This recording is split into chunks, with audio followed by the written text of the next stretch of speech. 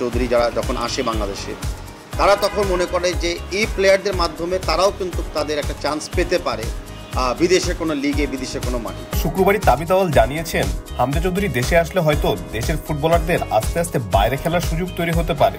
এছাড়াও বাংলাদেশের তরুণ ফুটবলাররা তার থেকে অনেক কিছু শিখতে নিশ্চিত করেই মুখিয়ে আছে। ফুটবলার হামজা চৌধুরীও মুখিয়ে আছে বাংলাদেশের ফুটবলকে নিজের সর্বস্বটা বিলিয়ে দিতে। দেখতে চাচ্ছি যে আগামীর একটা নর্ম, যে আগামীতে অনেক বাংলাদেশি প্লেয়ার বিদেশে ভালো ভালো লিগে খেলার চান্স পাবে। ইংলিশ গণমাধ্যম দি অ্যাথলেটিককে দেওয়া এক সাক্ষাৎকারে হামজা চৌধুরী বাংলাদেশ ফুটবল নিয়ে বেশ কিছু রসনালাপ করেন।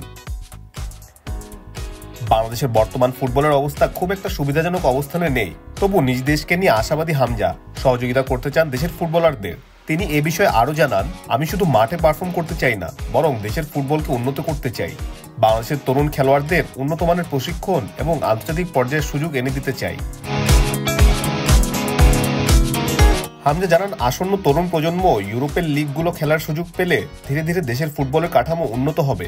হামজা এই বিষয়ে বিস্তারিত আরও বলেন, বাংলাদেশের ফুটবল নিয়ে যে উন্মাদনা তা সত্যি অবিশ্বাস্য, তবে এখানে পর্যাপ্ত অবকাঠামোর অভাব রয়েছে।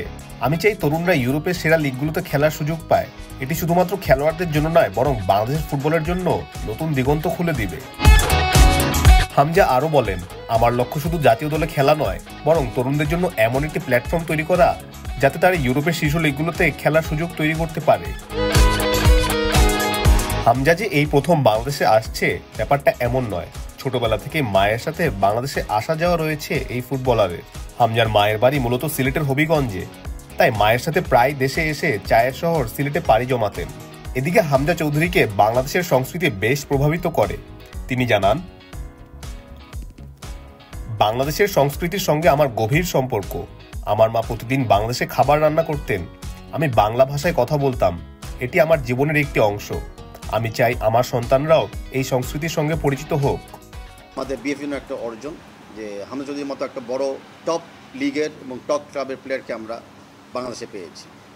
এখন বাংলাদেশের খেলার সাথে কেমন ইন্টারাকশনটা হবে, বাংলাদেশের প্লেয়িং স্টাইলের সাথে বর্তমান যে ক্লাব লেস্টার সিটি সেই প্লেয়িং একটু ডিফারেন্স থাকবে কিনা, বা সেই লেভেলে আমরা খেলাতে পারবো কিনা, খেলতে চাই কিনা, সেগুলো সব আমাদের অপেক্ষা করতে হবে। যে আমাদের ন্যাশনাল টিমস কমিটি যখন ফর্ম হবে তারা এই বিবেচনাগুলো করবে। অ্যান্ড ফাইনালি আমাদের ন্যাশনাল টিমস হেড কোচ যিনি নিয়োগ হবে আগামী সিজনের জন্য, তার উপরে সবচেয়ে বেশি সিদ্ধান্তটা পড়বে। দেখেন, ফেডারেশনের সাথে আমরা সবাই জানি যে হামজা চৌধুরীর সাথে অলমোস্ট 1.5 ইয়ার্স যোগাযোগ হচ্ছে, কথা হচ্ছে। বিভিন্ন ধাপে ধাপে আমাদের অনেক ক্লিয়ারেন্সেস রুলস অনুযায়ী নিতে হয়েছিল। তো ইতিমুহূর্তে আমার সাথে হামজা চৌধুরীর সাথে সরাসরি কোনো কথা হয় নাই, যোগাযোগ হয় নাই। বাট আমি মানে প্রিপারেশন নিচ্ছি যে আগামীতে ওর সাথে সরাসরি বসবো। বাট আমরা এটা গুছাই নিচ্ছি যে আমাদের আরও 2-1টা প্লেয়ার আমরা পাই কিনা যারা হয়তো আমাদের ন্যাশনাল টিমে খেলতে চায়, আর আমাদের স্কেডিউলটা কী হবে। তো সব তথ্য একসাথে করে আমি তার সাথে বসার জন্য অতি শিগগিরই একটা প্ল্যান নিচ্ছি।